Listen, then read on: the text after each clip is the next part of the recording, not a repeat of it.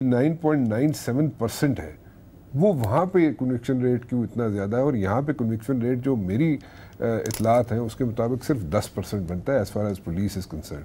Y is it so जी? Doctor साहब से पूछ लेते हैं जी। डॉक्टर साहब बहुत शुक्रिया, आप तशरीफ़ लाए। मैं ज़रा पूछना चाहता हूँ कि अभी कुछ रोज़ पहले खबर आई थी, I can read it out for you जी। They said that the procedural changes in the working of National Accountability Bureau to provide fearless environment for business activities and investment for the revival of crippling economy।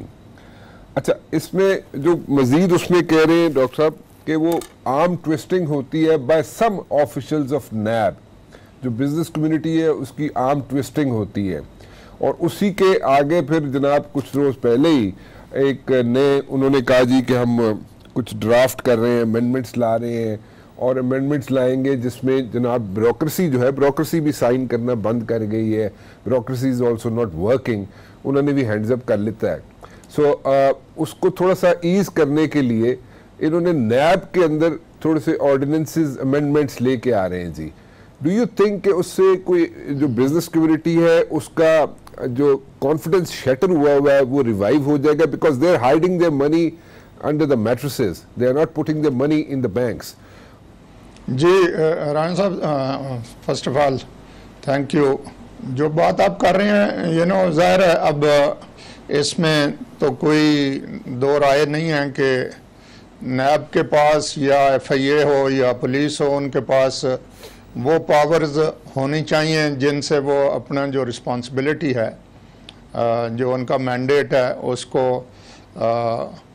Effectively और efficiently वो achieve कर सकें। अब ये काम जो है policing के या टेररिज्म है या अकाउंटेबिलिटी है, ये ऐसे हैं इन पे खुश तो कभी भी नहीं को होता। ठीक, जिसको भी आप हाथ लगाएं वो कहेगा कि जी मैं तो बेगुनाह हूँ।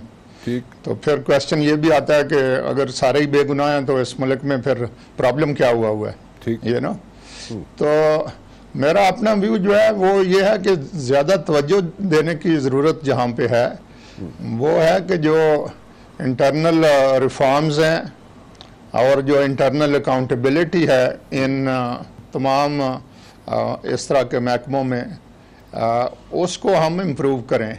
अच्छा, और अगर कोई वाकई किसी के साथ ज्यादती जो की है वो इस्टेब्लिश हो जाए तो उसको फिर एक एग्जाम्पलरी हम पनिशमेंट करें विद इन। तो अगर हम इस तरह से करना शुरू हो जाएं कि जी वो फलाने की जो है वो इस तरह से तसल्ली होती है या ब्यूरोक्रेसी काम नहीं कर रही, और अब ब्यूरोक्रेसी काम ना करने का मतलब ये है कि जी उनको आप छोड़ दें कि जो मर्जी करते जाओ और लूट मार करो भाई, ऐसे तो नहीं हो सकता। ठीक, और वी ऑल नो कि हमारी जो एक ह्यूज इशू है इस मुल्क का वो करप्शन भी है, और उसके साथ साथ ये जो non payment of taxes due है, इसमें पॉलिटिक्स ज़्यादा है। हमारा कुछ हैंगओवर कॉलोनियल भी है कि हम नहीं चाहते कि एक देला भी हम गवर्नमेंट को दें, और चाहते हैं बल्कि एक उल्टा गवर्नमेंट को हर वक्त स्क्वीज करते रहें। अब बेसिक प्रॉब्लम यह है कि गवर्नमेंट ने चलना कैसे है। कोई भी मुल्क दुनिया का नहीं चल सकता जब तक कि उसके पास सफिशेंट रिसोर्सेज ना हो।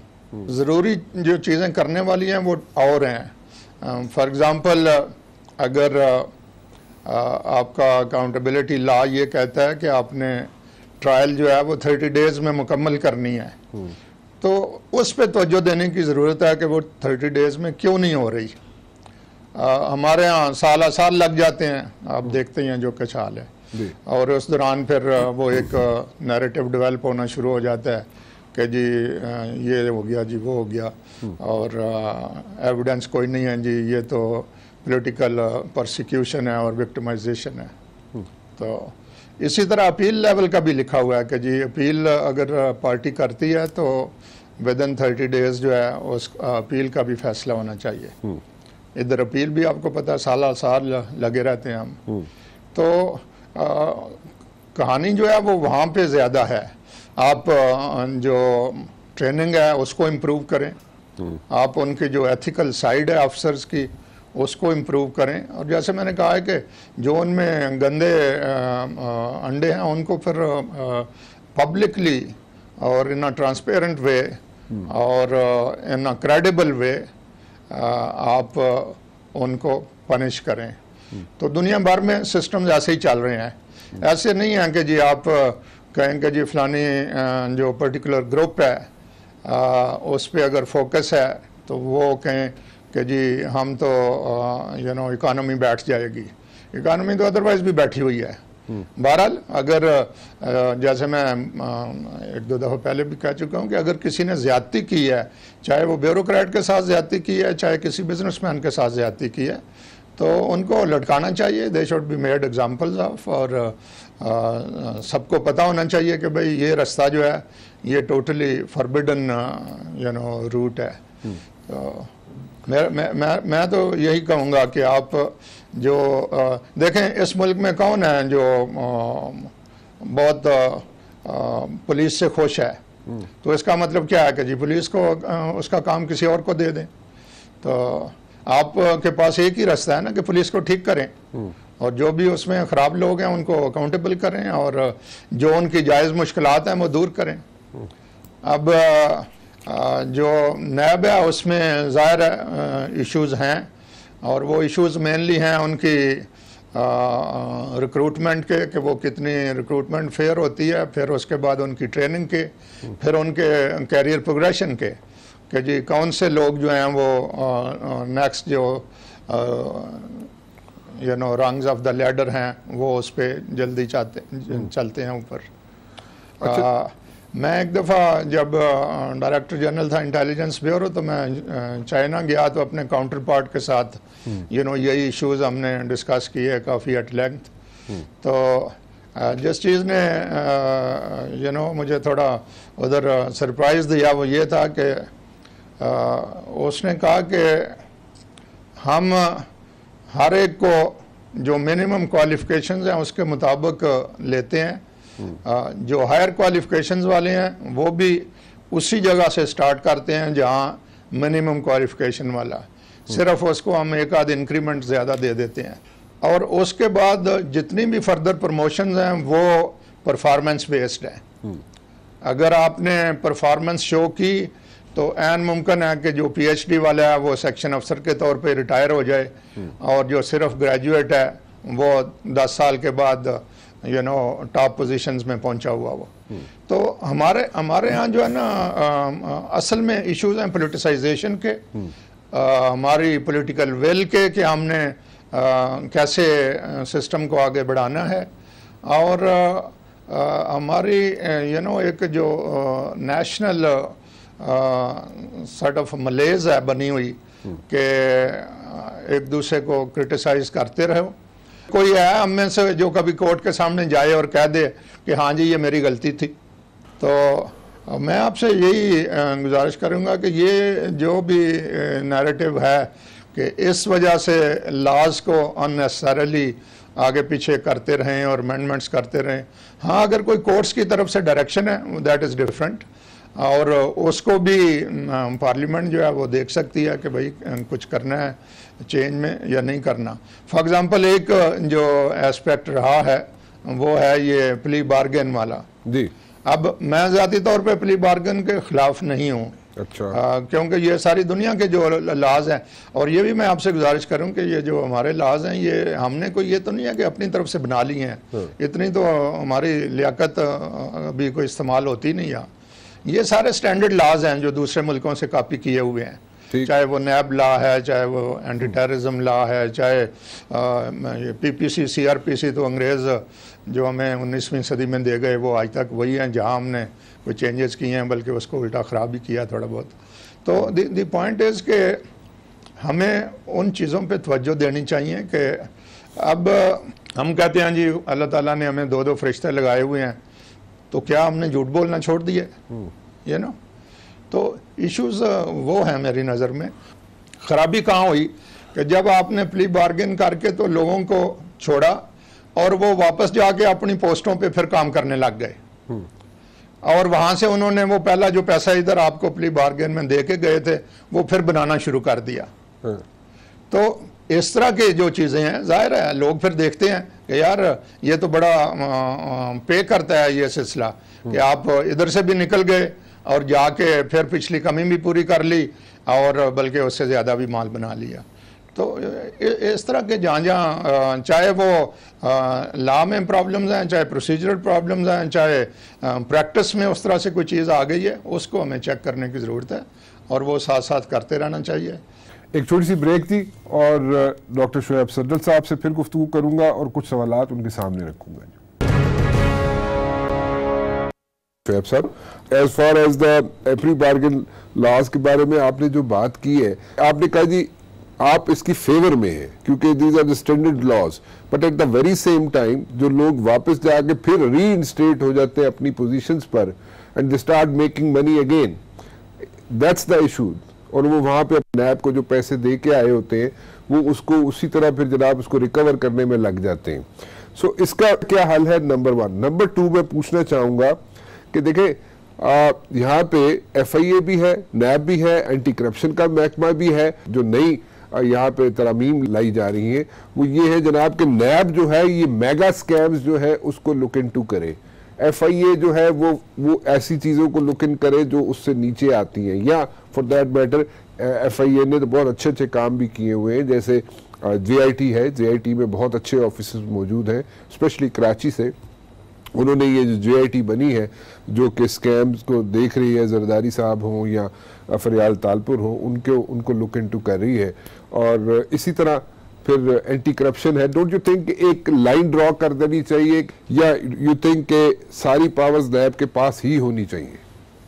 नहीं, देखें रान साहब, जब तक आपने ये 3 डिफरेंट एजेंसीज रखी हुई हैं कि प्रोविंशियल जो एंटी करप्शन है वो हर प्रोविंस में है, इसी तरह FIA जो है वो बेसिकली जो फेडरल गवर्नमेंट के अगेंस्ट क्राइम्स हैं उनको देखती है, और नैब है, नैब का जो रिमिट है या जुरिस्डिक्शन है वो basically all over the country है। और ये 18th अमेंडमेंट के बाद कुछ लोगों ने ये इस तरह से सोचना शुरू किया था कि जी अब हम अपना अपना नैब खुद बना लेते हैं, और एफर्ट उधर KP में की भी गई लेकिन वो चली नहीं है। तो और प्रैक्टिकली इनके दरमियान ऑलरेडी एक इस तरह की लाइन ड्रा हुई है कि भाई लोकल जो करप्शन है लोअर लेवल की, बिल्कुल वो तो ये सूबे करेंगे, ठीक है, अपना अपना वो करते रहें। और जो मेगा स्कैम्स हैं वो नैब करे, बाकी जहाँ FIA इन बिटवीन बीच में आती है, लेकिन बेसिकली ये ज़हन में रखने की ज़रूरत है कि FIA is for crimes against the federal government, और जो ये प्रोविंशियल एंटी करप्शन हैं वो सिर्फ उनकी jurisdiction with in that province है। तो इन्होंने कुछ मेगा की और लेस देन मेगा की भी आपस में अंडरस्टैंडिंग है इनकी, लेकिन ओवर राइडिंग क्लास ये भी है कि जी अगर कोई और केस भी नैब लेना चाहे तो वो ले सकती है। तो मेरे ख्याल में वो इतनी कोई कन्फ्यूजन नहीं है अगर आपस में ये इन कोऑपरेशन काम करें, जो कि करना चाहिए, क्योंकि everybody should work in public interest. लेकिन सज्जल साहब कि नैब जो है इस वक्त ओवरबर्डन हुई है, और जो ज़ाती मसाइल है, जो मतलब इंडिविजुअल्स के दरमियान जो मसाइल हैं उनको भी लुक इनटू कर रही है, उनको भी प्रोब कर रही है। फिर उसके बाद जनाब ब्यूरोक्रेसी को भी वो पकड़ सकते हैं, फिर उसके बाद जनाब वो बड़े जो पॉलिटिशियंस हैं उन पर भी हाथ डाल सकते हैं। तो उनको अगर सामने एक लाइन ड्रॉ करके एक दफ़ा फिर उनको बता दिया जाए कि these are dos and don'ts, तो डोंट यू थिंक कि वो एक वर्केबल सिचुएशन हो जाएगी, बर्डन भी कम हो जाएगा, एफिशिएंसी भी अच्छी हो जाएगी उनकी। एक दूसरा मैं ये पूछना चाहूँगा, कई केसेस ऐसे आते हैं कि जहाँ पे नैब जो है वो पकड़ती ज़रूर है, नैब पकड़ के लेके जाती है, इन्वेस्टिगेशन करती है, प्रोसिक्यूशन उसकी जनाब वो आपके सामने है, लेकिन एंड रिजल्ट को इतने अच्छे निकलते नहीं हैं। जब एंड रिजल्ट नहीं निकलते तो वो तो क्लीन चिट मिल जाएगी उन लोगों को, और क्लीन चिट मिल जाएगी फॉर गुड। तो उसका क्या हल है? ये 2 चीज़ें ज़रा एक्सप्लेन कर दीजिएगा। देखें, अगर आपकी कैपेसिटी जो है वो 100 केस को हैंडल करने की है और आप 1000 केस में मुंह मारी करेंगे, तो उससे आप ऑर्गेनाइजेशन को भी बैड लाइट में लेके आएंगे, लोगों का आप पे एतमाद ख़त्म होगा और आपकी इफ़ेक्टिवनेस जो है वो भी कंप्रोमाइज़ होगी। मेरी नज़र में नैब को बहुत थोड़े केसेस में हाथ डालना चाहिए और वो डिसाइड करते वक्त के किन केसेस को हमने उठाना है। एक तो ये जो पब्लिक ऑफिस होल्डर्स हैं, yes, they all under oath कि हमने इस मुल्क की जो कानून है, जो आइन है, उसके मुताबिक और इंटेग्रिटी को मेंटेन करते हुए ये जो एक पब्लिक ट्रस्ट हमारे ऊपर आया है उसको हमने आगे बढ़ाना है। सो अगर आप देखें कि आपके पास चॉइस है कि आपने एक ग्रेड 17 वाले को प्रोसिक्यूट करना है या ग्रेड 22 वाले को प्रोसिक्यूट करना है, तो पब्लिक पॉलिसी की जो रिक्वायरमेंट्स हैं और ये स्टैंडर्ड रिक्वायरमेंट्स हैं ऑल ओवर द वर्ल्ड, वो ये हैं कि आप 22 वाले के पीछे जाएं, प्रोवाइडेड कि आपके पास एविडेंस सफिशेंट है। ये ना हो कि आप 22 वाले को जाते जाते उसको 17 वाले को भी छोड़ दें और वो एक्विटल में चला जाए 22 वाला, क्योंकि आपके पास पहले ये जो लिटमस टेस्ट है वो मीट होना चाहिए कि बियॉन्ड रीजनेबल डाउट आपके पास कन्विक्शन कराने के लिए एविडेंस मौजूद है। अदरवाइज आप उसको बस छोड़ दें उधर अपने पास फाइल में पड़ा रहे। और ये नहीं है कि फाइल जब मर्जी खोल ली और फिर उसमें से पैसे बनाए और फिर बंद कर दी और फिर कोई अगला आ गया तो फिर खोल ली, और जैसे हम इधर करते हैं। सो अगर साल में आप 10 केस भी कर लें और तो उनकी जो डिटरेंट वैल्यू है वो कहीं ज़्यादा होगी इस निस्बत कि आप जगह जगह हाथ डालते फिरें। ठीक, तो यही जो फार्मूला इवन नॉर्मल पुलिस पे चलता है। आज हमारे मुल्क का क्राइसिस क्या है कि आप धड़ाधड़ केसेस जो हैं वो भेजते जाते हैं कोर्टों में, आपको पता भी होता है कि इसमें कन्विक्शन नहीं होनी, ठीक, इसके बावजूद आप उनको ओवरबर्डन कर देते हैं, वहां भी करप्शन शुरू हो जाती है, आप भी इधर उसी तरह से चले रहते हैं। कैन यू बिलीव के जो जापानीज सिस्टम है उसमें कन्विक्शन रेट क्या है? 99.97%। और इसका मतलब यह है कि 10,000 केसेस में से सिर्फ 3 केसेस एक्विटल में जाते हैं और बाकी जगहों पे ये जो डिफेंस लॉयर्स हैं उनका काम सिर्फ ये प्लीड करना होता है कि जी इसके जो कुछ फैमिली सर्कमस्टांसेस या अदरवाइज वो इस तरह से हैं कि आप थोड़ा लीनियंट व्यू ले लें। वो कभी ये नहीं कहते कि ये बेगुनाह है। ठीक, तो आप 10 साल की बजाय इसको 7 साल दे दें या 7 साल की बजाय 1 साल दे दें, इस तरह की बातें। ठीक है। अब वो जो पहले आपने बात की ना, अगरचे जो आपकी अंडरस्टैंडिंग है उसकी वो परफेक्टली वही है जो मैं कह रहा था प्ली बार्गेन पे, लेकिन फ़र्क सिर्फ ये था कि आपने यानी वापस उस इंडिविजुअल को पब्लिक ऑफिस के लिए फिर फिट नहीं छोड़ना। ठीक है, यानी आपने प्ली बार्गेन भले उससे कर ली, जिसके मैं फेवर हूँ, चूँकि दुनिया का ये स्टैंडर्ड रिक्वायरमेंट है और किसी जगह आपके पास एविडेंस ही नहीं होता तो किसी एक को आपने उसमें शामिल करना होता है कि भाई ठीक है, ताकि एविडेंस खुल के सामने आए। तो लेकिन ये नहीं होगा कि उसके बाद आप स्क्विकी क्लीन होके नहाते धोते जिसको कहते हैं, तो आप वापस उसी पोजीशन पे चले जाएं। वो बार आपके ऊपर सारी उम्र रहना है कि दोबारा ना आप उस पोजीशन पे आ सकते हैं, ना आप किसी भी गवर्नमेंट जॉब के लिए या किसी इलेक्टिव जॉब के लिए आप एलिजिबल रह सकते हैं। सो आपकी एलिजिबिलिटी ज़रूर जानी चाहिए। बाकी ठीक है, प्ली बार्गेन करना पड़ता है, करना चाहिए। कुछ लोग हैं जो बहुत हायर मॉरल ग्राउंड पे जाते हैं कि नहीं जी सबको लेकिन प्रैक्टिकल डिफ़िकल्टीज़ हैं उसमें, वो हो नहीं पाता और कहीं भी नहीं है दुनिया में ऐसा कि जो हुआ हो, इसीलिए आप विसल ब्लोइंग के लॉज लाते हैं, फिर विसल ब्लोअर्स को प्रोटेक्शन देते हैं, उनको रिवार्ड्स देते हैं, यू नो हम किसी तरह एविडेंस इकट्ठा कर लें। तो गुजारिश ये है कि हमें अपने काम को ना समेटने की ज़रूरत है। और जो बात हो रही थी कि जो इंटरनली पनिश करें, जो हेड है, चाहे वो चेयरमैन नैब है, चाहे वो DGFIA है, चाहे हुसएवर एंटी करप्शन का, और ये बात बाकी महकमों पे भी सारों पे अप्लाई होती है कि head needs to be fully empowered, कि वो लोगों को डिसिप्लिन में रख सके। और अभी आप जो हमने कॉलोनियल सिस्टम्स लिए हैं, यू नो 47 से पहले वो इफेक्टिवली काम कर रहे थे, अब बाद में वो इफेक्टिवनेस भी ख़त्म हो गई।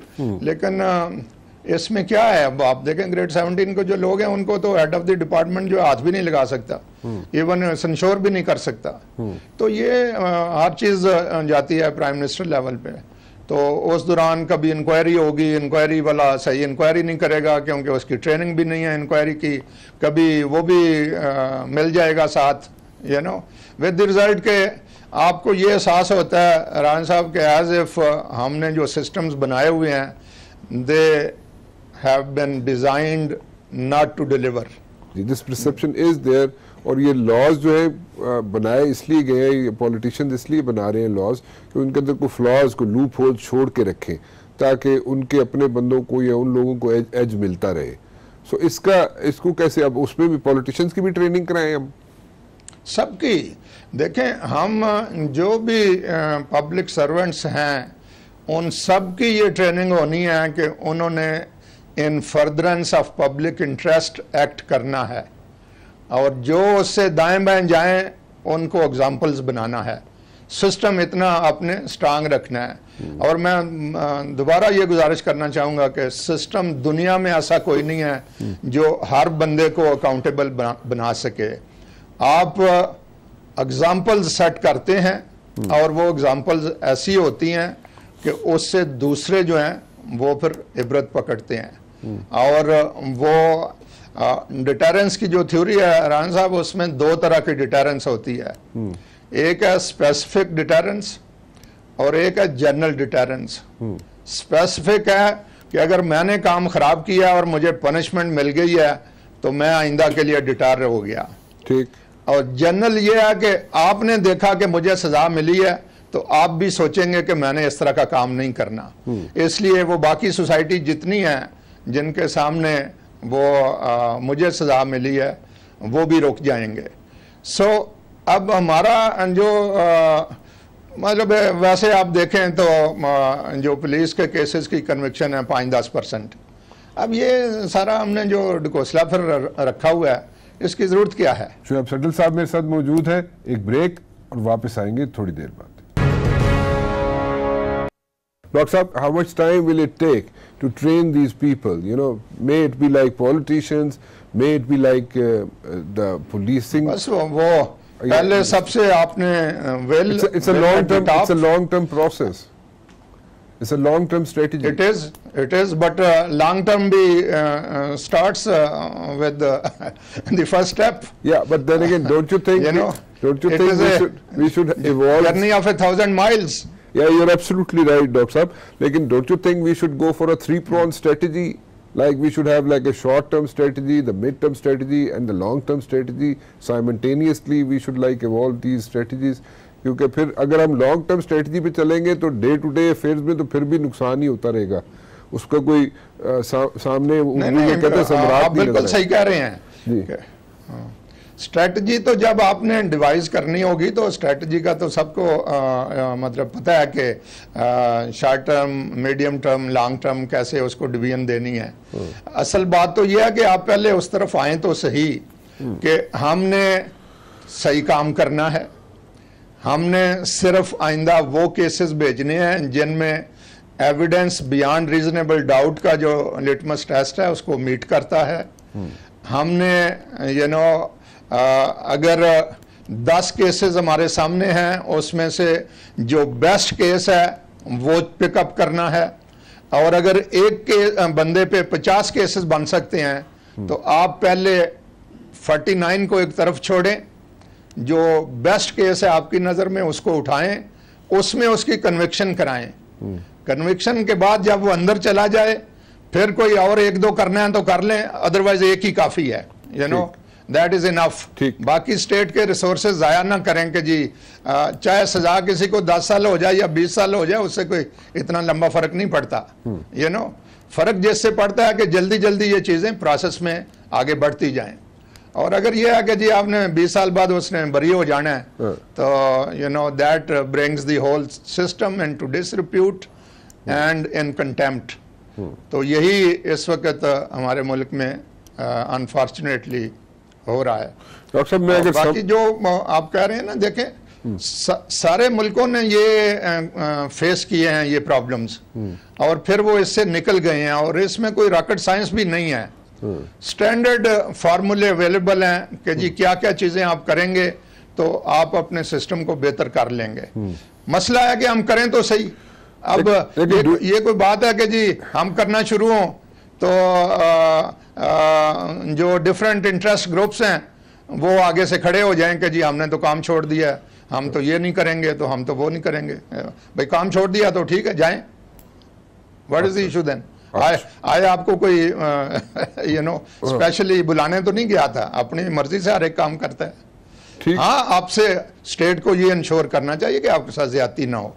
अगर किसी के साथ भी ज्यादती हो रही है तो उसको कोई भी कंडोन नहीं कर सकता।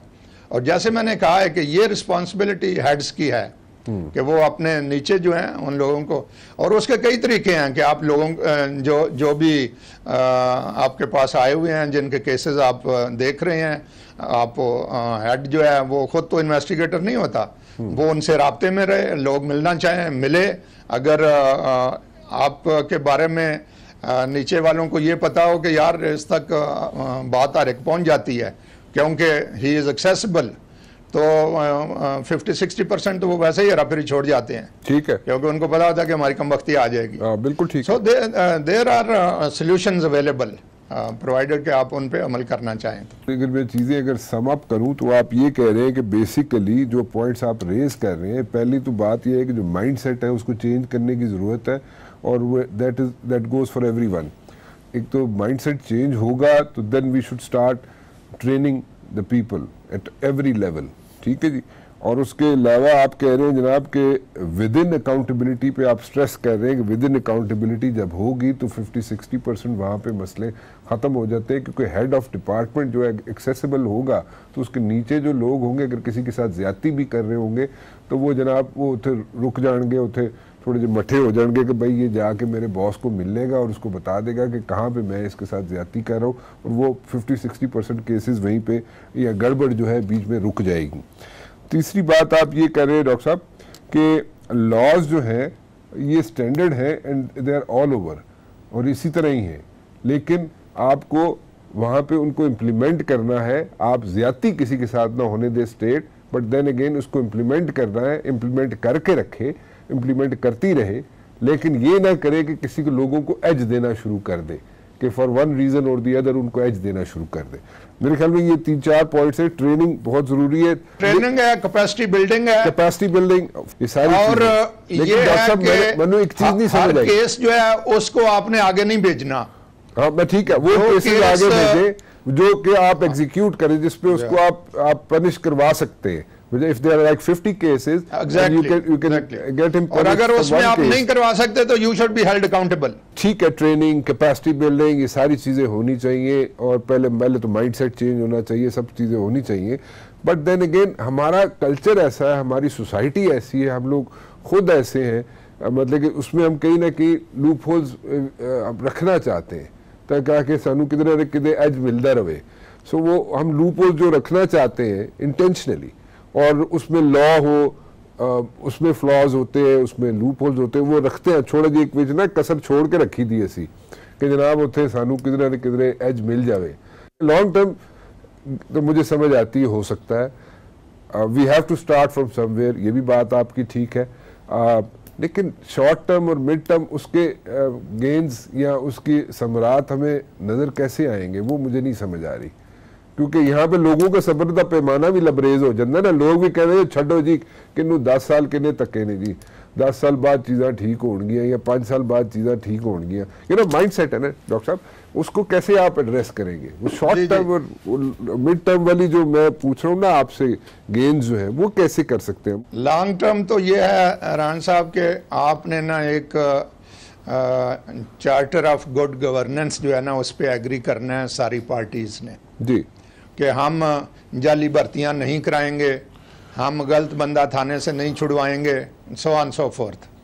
तो अगर आप, क्योंकि दुनिया भर में लोग कराते थे ये, लेकिन लोग बदल गए हैं।